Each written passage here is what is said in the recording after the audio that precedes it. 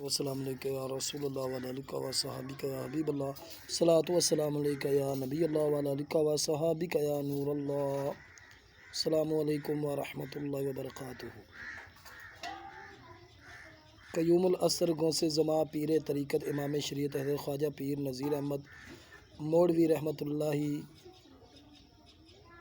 والی موڑا شریف حضرت خواجہ محمد قاسم علیہ رحمہ کے گھر آپ کی ولادت بسعادت ہوئی۔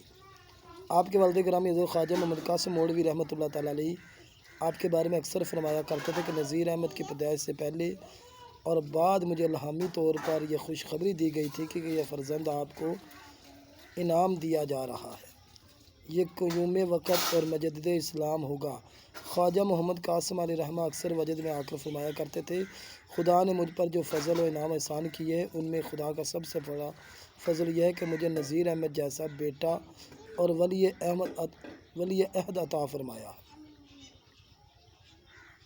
آپ اپنے والد گرامی حضرت خواجہ محمد قاسم نقشبندی مجددی علیہ رحمہ کے دست حق پرست پر بیعت سے مشرف ہوئے۔ سلوک کے منازل طے کرانے کے بعد آپ کے والد گرامی نے آپ کو 1925 کے سالانہ عرس مبارک کے موقع پر تمام خلفاء مریدین و عقیدت مندان کی موجودگی میں آپ کو خرقہ خلافت سے نوازا اور اپنا ولی عہد اور جانشین مقرر فرمایا۔ آپ یاغستان میں وسیع و عریض ریاست کے بادشاہ تھے۔ آپ نے اپنے والد صاحب کے حکم پر دنیا کو خیر باد کہہ کر تصوف و طریقت کو اپنایا۔ آپ انتہائی درجے کے متقی، پرہیزگار، نیک سیرت، با کردار، مصلح تھے۔